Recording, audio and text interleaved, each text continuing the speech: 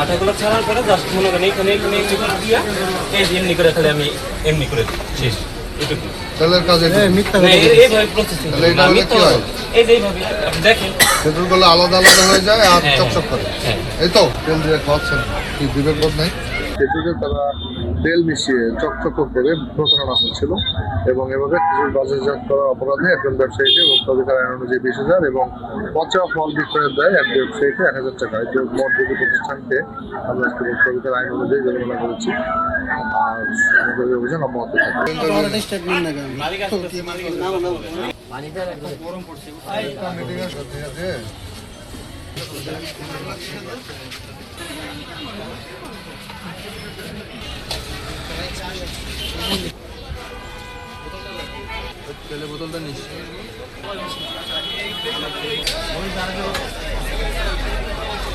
RFL SWR পাইপি মাপে যা বলে তাই দেয়। RFL SWR Pipe and Fittings.